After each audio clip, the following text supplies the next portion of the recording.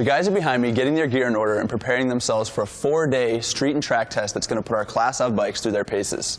Due to a recent leg injury, I'm not participating in this year's test.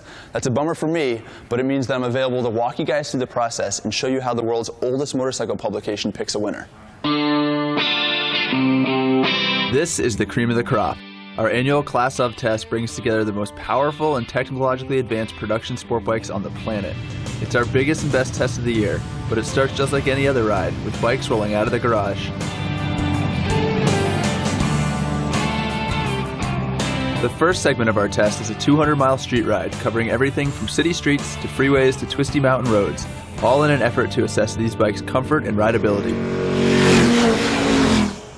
Riding the bikes in the street is a huge part of our evaluation process because in reality, that's where these bikes are going to spend most of their time. So I'm pretty curious to see how these hard-edged sport bikes are stacking up on the street. So let's talk to Zach and Bradley and get their impressions. Guys, you've logged a couple hundred miles on these bikes on the highway and in the canyons. I'm pretty familiar with these motorcycles, but tell me some stuff I might not already know. Well, I really like the KTM. It's got this super aggressive look, but it's actually pretty comfortable. You got adjustable subframe. You can raise or lower the clip-ons. Same thing with the rear sets. So you can kind of tailor it to your preferences, and you can't argue with that engine too. It's got a ton of low-end power, which is great around town. Super tractable V-twin. Yep. So that's surprising in that it's a good street bike. We already know that the ZX10 and the HP4, the S1000R are awesome street bikes. But let's talk about some stuff that might not be so awesome on the street. I'm guessing the F4RR and the Panigale probably not too comfortable. Yep, agreed. The MV Agusta definitely wins the crown for least comfortable street bike, I think. It's a high seat, even higher foot pegs, which are adjustable, but doesn't help that much for me. And the bars are low, it vibrates like crazy, and the throttle response is kind of finicky. It's a lot of power, but you can't really use it on the street anyway. So. Okay, and how about the Panigale? Last year that thing really disappointed us on the street. Is it any better this year? I'd say it's actually worse street bike than it was before. And there's a couple reasons for that. Number one, it's got that lighter crank, which I think will help out at the racetrack, but it makes it kind of difficult to leave a stoplight.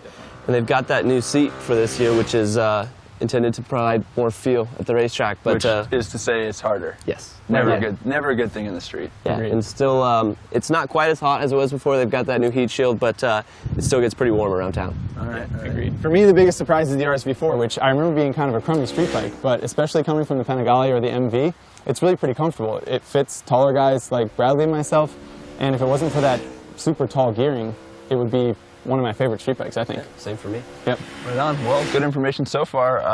You're sitting here with 800 horsepower worth of motorcycles, so it's time for you to head to the track. I think opinions might change a little bit once you spin some laps. Yeah, I'm pretty excited.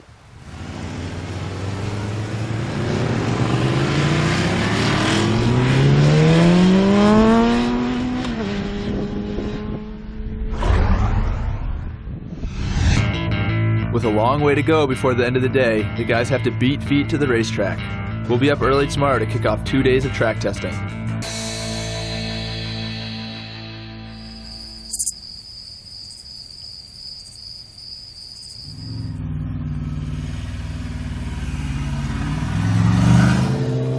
So what we're doing now is Top Gear roll-on tests. It's a measurement of how long it takes the bike to accelerate from 60 to 80 miles an hour in 6th gear. So it's a really good indication of the bike's acceleration potential out in the real world, like on the freeway when you're going to pass a semi or something. That RSV4's got crazy tall gearing, but it's putting down the fastest 60 to 80 mile times. And that's just an indication of how much mid-range torque that bike has. And man, does it sound good. F4, huh? Yeah. Gave us a bit of trouble last year. Yes, a malignant clutch tumor, I believe we called it. The bucking bronco of bikes. See how it goes. Yep. Sounds delicious.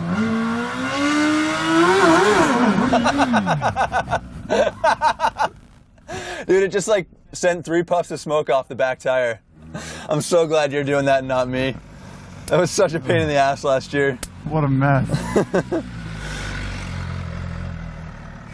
The F4 is a phenomenal bike. I mean, that thing's got so much power, so much character, but on the drag strip, it's just a total mess. I mean, whatever's wrong with that clutch, it just does not allow you to get a good start, which, as everyone knows, is the key to a good quarter-mile time.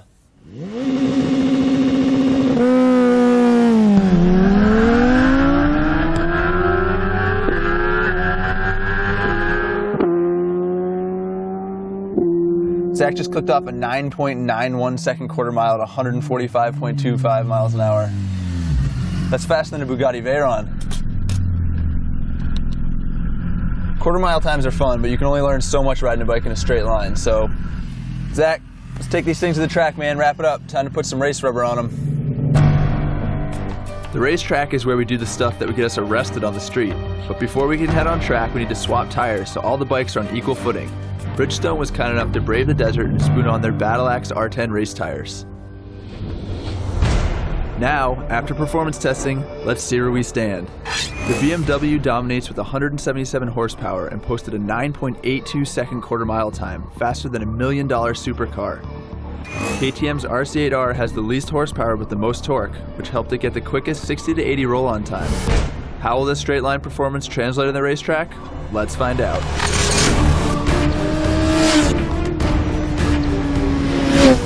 Lap times are the basic metric for track testing. Handling, acceleration, grip, cornering stability, brakes, and many other factors are what we aim to explore during this portion of the test. Yo, man. So That's a fun motorcycle. Yeah, this V4 is one of our favorite engines. How does it compare to like the twins and the inlines? Yeah, I think it's great. I think the best thing about this bike, it doesn't ever feel like through the rev range, it doesn't ever really feel flat. Our growling, rumbling, two-time Class Up winner is back for 2013 with a lower price tag, second generation APRC electronics, ABS, and a bigger tank. After all, when you're cranking out 153 horsepower, you need a lot of gas. Every lap you ride this thing, it gets more and more fun. You just kind of get more comfortable on it. Yep, it's one of my favorites, man. I'm bummed I'm not out there riding it now. As the flagship superbikes for the most forward-thinking motorcycle companies in the world, this is the cutting edge. All of these bikes, except the KTM, are equipped with electronic rider aids, some more than others. Kawasaki's ZX-10R, for example, has ABS, basic power modes, and 3 levels of traction control. At the other end of the spectrum is BMW's HP4, which has every type of electronic rider aid available. But surely, some systems will work better than others.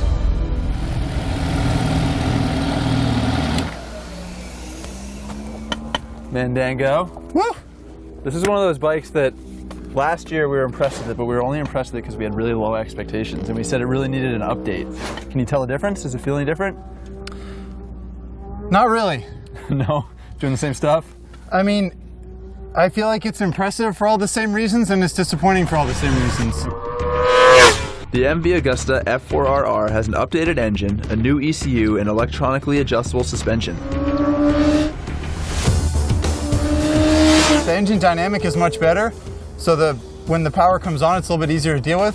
But the ride-by-wire throttle is really light, and it makes throttle modulation difficult. And when TC engages, it engages really abruptly, so it's difficult to tell exactly what to expect. It fights itself.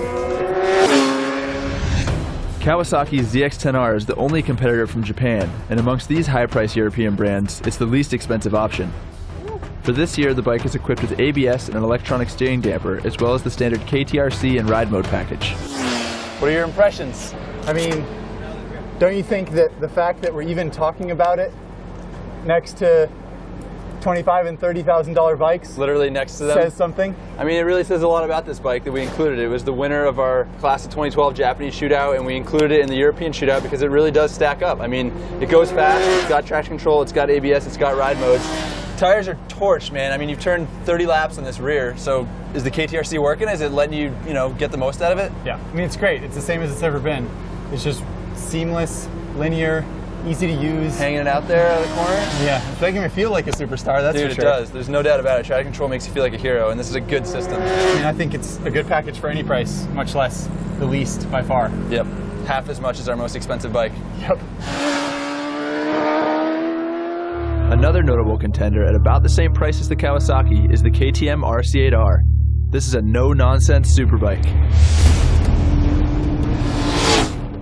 I definitely am a fan of this bike. And I think a lot of it is just because it's so unintimidating to ride. I mean, it doesn't have the peak power numbers that the BMW or the MV have, but it's still a lot of fun.